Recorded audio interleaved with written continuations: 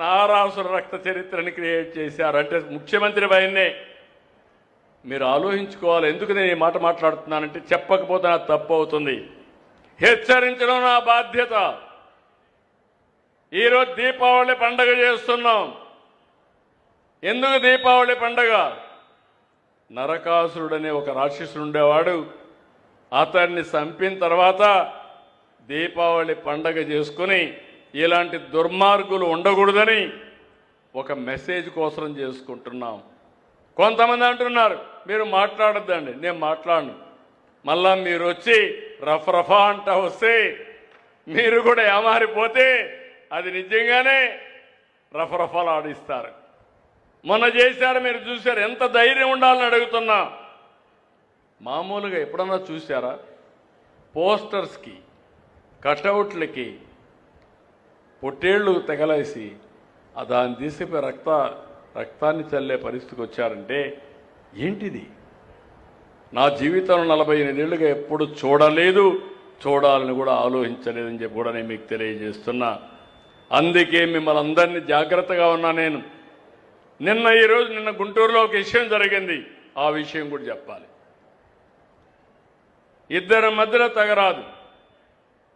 ఆ ఇద్దరి మధ్యలో ఉండే తగరాదుని ఒక తెలుగుదేశం పార్టీ కార్యకర్త ఉపయోగించుకొని వేరే వాళ్ళని, ఈ ట్రాన్స్జెండర్ ఉంటారు వాళ్ళు పంపించి ఒక మహిళ బట్టలిప్పే పరిస్థితికి వచ్చారు.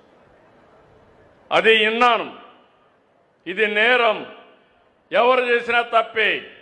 ఇమ్మీడియట్గా అతన్ని పార్టీని సస్పెండ్ చేయడమే కాకుండా అరెస్ట్ చేయమని ఆదేశాలు ఇచ్చానని మీ అందరికీ ఇన్ఫర్మేషన్ ఇస్తున్నా. అక్కడుండే ఆఫీసర్లు కూడా ఉదాసీనంగా ప్రవర్తించారు. వాళ్ళు కూడా ట్రాన్స్ఫర్ చేయమన్నా.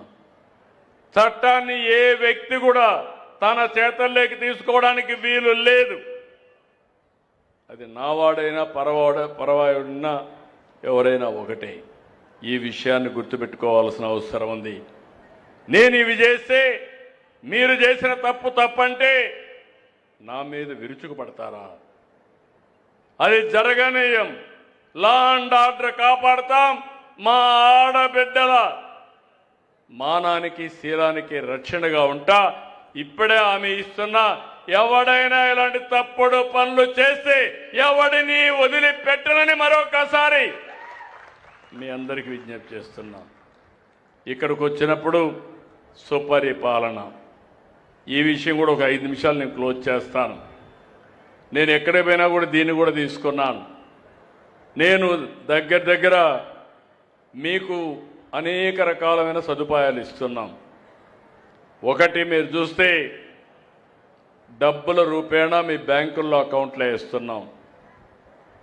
పేదల సేవలో నేరుగా డబ్బులు అందిస్తున్నాం.